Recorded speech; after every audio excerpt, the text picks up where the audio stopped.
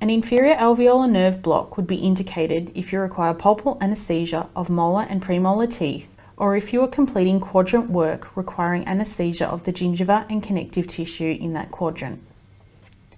This injection targets the inferior alveolar nerve in the pterygomandibular space.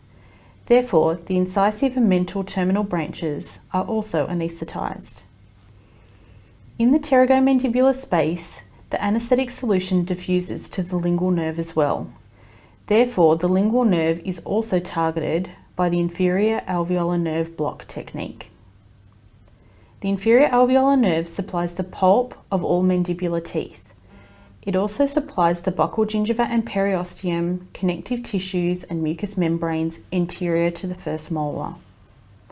The lingual nerve supplies the lingual gingiva, floor of mouth and anterior 2/3 of the tongue. The target bony site is superior to the lingula on the medial border of the ramus of the mandible. This targets the inferior alveolar nerve prior to its entry into the mandibular foramen. A long needle will need to be used for this injection. The first part of the technique is palpating the coronoid notch and then moving our finger or thumb medially to palpate the internal oblique ridge. This is on the right hand side. We will also demonstrate on the left hand side, like so. Then we're going to identify the pterygomandibular raphe, which is the soft tissue band running along here, and the pterygotemporal depression lateral to the raphe. We're then going to use our mirror to retract the soft tissue. We never retract using our fingers to prevent Sharp's injuries. We're going to place the syringe barrel over the contralateral premolars, like so, and prepare to insert the needle.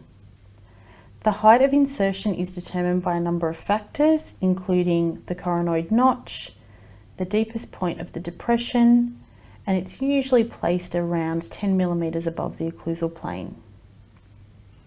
So insert the needle approximately 20 to 25 millimeters, so about 2/3 to 3/4 of a long needle. There should be no resistance until you gently contact the bone. Then we're going to aspirate, gently pulling back on the ring to ensure that we haven't pierced the blood supply, and then we will deposit the solution slowly.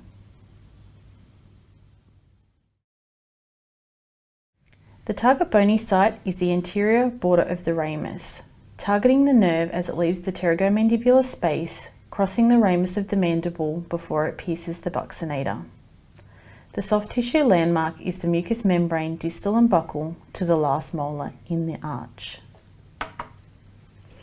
You need to orient the syringe so that it is parallel to the occlusal plane on the side of the injection. The needle length may be long or short.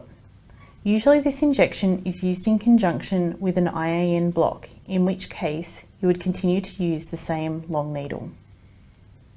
You insert the needle 2 to 3 millimeters and deposit approximately 0.2 to 0.3 mils of solution.